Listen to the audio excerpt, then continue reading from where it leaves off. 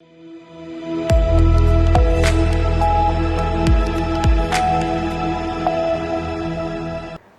आप देख रहे हैं मध्य प्रदेश और छत्तीसगढ़ बुलेटिन। मैं हूं आपके साथ इशिता तिवारी।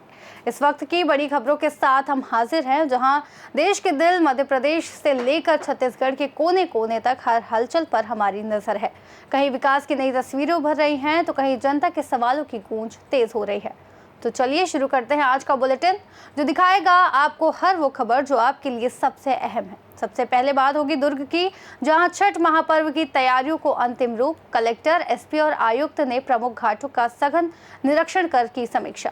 साथ ही बात होगी रीवा की, जहां रीवा के रिहायशी इलाके में 25 कॉमर्शियल सिलेंडर किए गए जब्त। खाद्य विभाग और पुलिस की संयुक्त कार्रवाई। ऐसी तमाम खबरों पर विस्तार से करेंगे बात। खबर दुर्ग से, जो भिलाई नगर में छठ महापर्व की तैयारियों का जायजा लेने दुर्ग कलेक्टर अभिजीत सिंह, पुलिस अधीक्षक विजय अग्रवाल और आयुक्त राजीव कुमार पांडे ने प्रमुख छठ घाटों और तालाबों का संयुक्त निरीक्षण किया। अधिकारियों ने सेक्टर 7 तालाब, सेक्टर 2 तालाब, बाबू नगर तालाब, खुर्सीपार सूर्यकुंड तालाब, बैकुंठ धाम, कैंप 1 तालाब, कैंप 1 मुक्तिधाम तालाब और हाउसिंग बोर्ड सूर्यकुंड तालाब का भ्रमण कर सुरक्षा, साफ सफाई, प्रकाश व्यवस्था और भीड़ प्रबंधन की तैयारियों की समीक्षा की। कलेक्टर अभिजीत सिंह और एसपी विजय अग्रवाल ने सेक्टर 7 तालाब की उत्कृष्ट व्यवस्था की सराहना की और सभी समितियों को पार्किंग, सुरक्षा, बैरिकेडिंग और गोताखोरों की तैनाती के निर्देश दिए गए हैं। कलेक्टर ने कहा कि छठ पूजा के दौरान किसी भी श्रद्धालु को असुविधा न हो, ये सुनिश्चित किया जाए।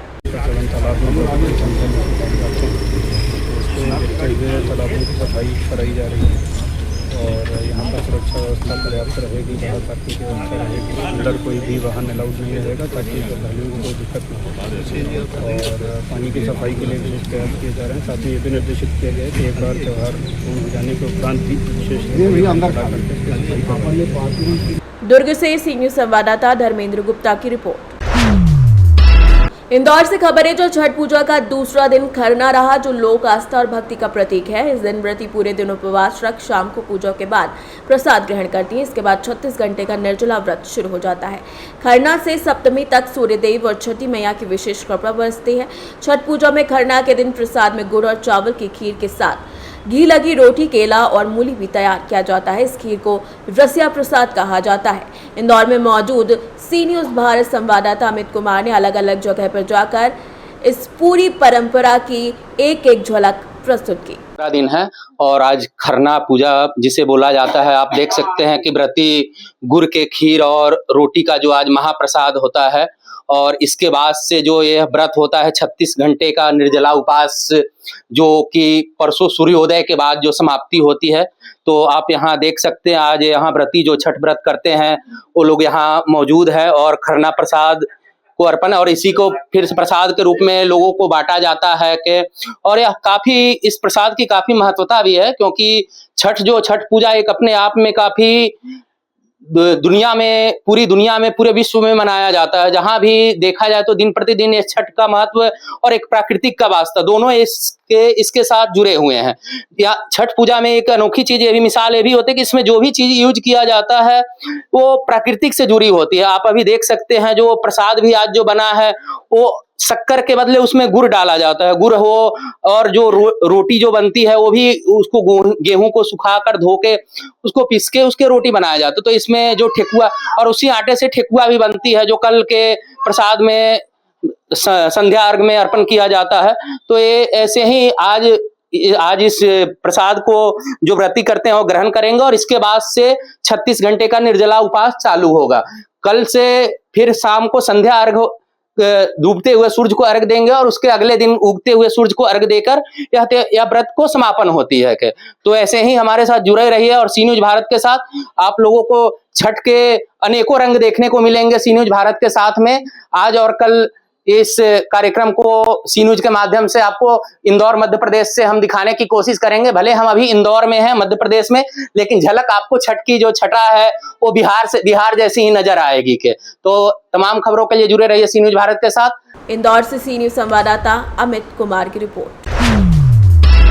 पन्ना से खबर है, जहां पन्ना की तहसील पवई के पास पन्नी नाला शिकारपुरा में दोपहर 2 बजे से 3 बजे के बीच कार और मोटरसाइकिल की आमने सामने जोरदार टक्कर में मोटरसाइकिल सवार सचिन सोनी की मौके पर मौत हो गई, जबकि उनका साथी अनंतराम गंभीर रूप से घायल हो गया। कटनी से पवई की ओर आ रही मोटरसाइकिल और पवई से कटनी की तरफ जा रही कार के बीच में भिड़ंत इतनी भीषण थी कि दोनों वाहन क्षतिग्रस्त हो गए। पवई पुलिस ने चालक को गिरफ्तार कर लिया है और कार को जब्त कर मर्ग कायम कर जांच शुरू कर दी है। घायल अनंतराम को प्राथमिक उपचार के बाद गंभीर हालत में कटनी रेफर किया गया है। मृतक का शव पोस्टमार्टम के लिए भेजा गया है। हादसे में पवई नगर में शोक की लहर दौड़ गई है। हमारे पास अभी 2 से 3 बजे के बीच एक सूचना आई थी कि पन्नी नाला के पास एक एक्सीडेंट हुआ है, जिसमें एक घायल हुआ है अनंतराम पिता मिट्टू प्रजापति, दोनों ही पवई के निवासी हैं, और एक सचिन सोनी पिता सुरेश सोनी, जिनकी ऑन द स्पॉट ही मृत्यु हो गई है। 2 की सूचना आई थी। ये मामला कै बजे का है साहब? 2 से 3 बजे के बीच हमारे पास सूचना आई थी। 2:30 पे हमारे पास बॉडी आ गई। तो जो अभी घायल है वो अभी कहाँ है? घायल का बॉडी से नीचे, गर्दन से नीचे का जो पार्ट है वो चलना बंद हो गया है, इसलिए उसे कटनी रेफर किया गया है, और जो मृत है उसे पीएम के लिए ले जाया गया है। पवई से सी न्यूज संवाददाता सुरेश कुमार द्विवेदी की रिपोर्ट। पन्ना जिले में आजाद अध्यापक संघ की बैठक मां कलेही प्रांगण पवई में उत्साहपूर्ण रूप से आयोजित की गई, जिसमें पुरानी पेंशन योजना की बहाली के समर्थन में आगामी 9 नवंबर को नई दिल्ली के जंतर मंतर पर होने वाली रैली में जिले के अधिकतम शिक्षक प्रतिनिधित्व को सुनिश्चित करने पर चर्चा हुई। बैठक में शिक्षकों ने संगठन की एकजुटता, आंदोलन की दिशा और रैली में भागीदारी पर व्यापक विचार विमर्श किया। संयोजन समिति का गठन किया गया और सभी ने संकल्प लिया कि ओपीएस बहाल न होने तक संघर्ष जारी रहेगा। अध्यापक शिक्षक संघ जिला इकाई पन्ना,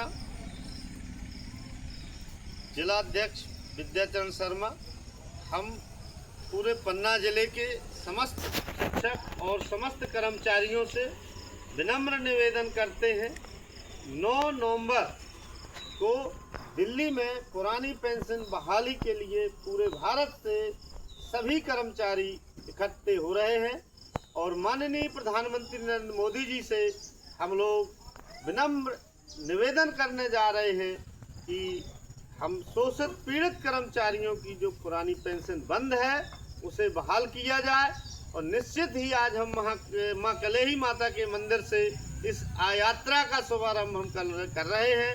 माता की कृपा से हम लोगों को पुरानी पेंशन मिलेगी, ऐसा विश्वास है, और सभी साथी 8 नवंबर को यहाँ से हम लोग प्रस्थान करेंगे, और 9 नवंबर को हम दिल्ली में पेंशन महारैली के रूप में पहुँचेंगे।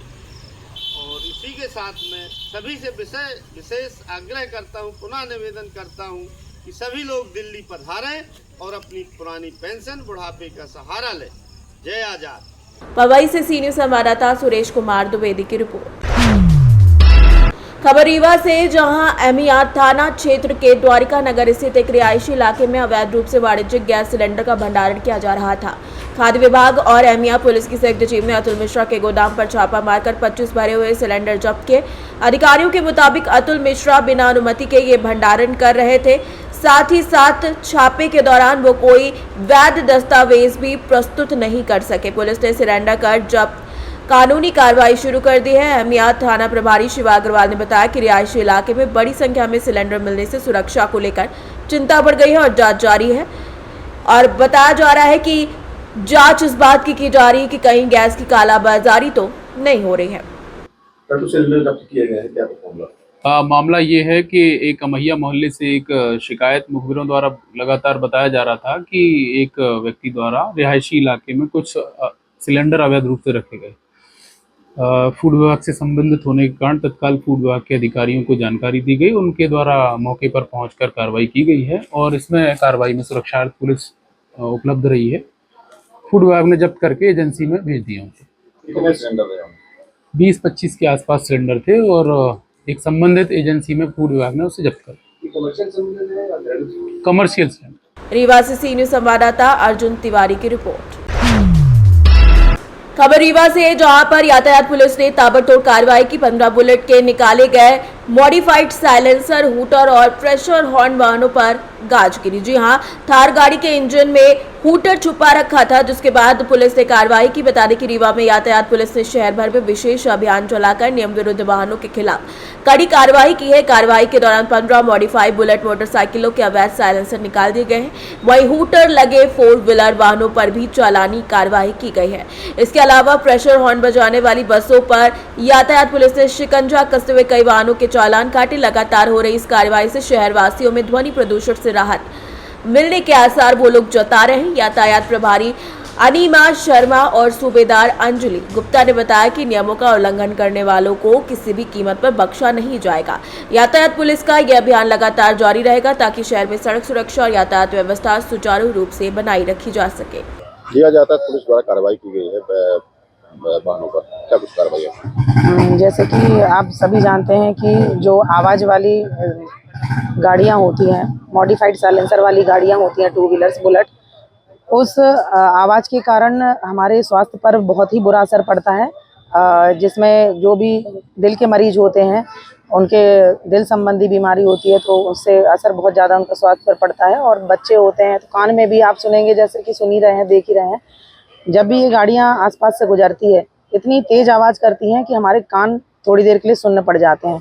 तो कुल मिलाकर के सभी रहवासी जो हैं यहाँ पर, रीवा के रहवासी, सभी के स्वास्थ्य पर बुरा असर पड़ता है। तो इस तारतम्य में हमने प्रेशर हॉर्न पर भी कार्रवाई लगातार जारी है और इसी तारतम्य में मॉडिफाइड साइलेंसर वाली बुलेट पे भी कार्रवाई जारी है, जिसमें आज कम से कम 15 मॉडिफाइड साइलेंसर गाड़ियों से निकलवाए गए हैं।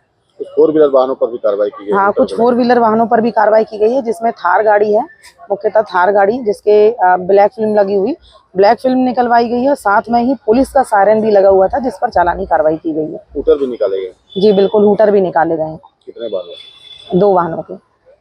ये कार्रवाई कब तक चलती रहेगी? कार्रवाई लगातार जारी रहेगी, जैसा कि आपको पहले भी बताया गया था, कार्रवाई लगातार जारी रहेगी।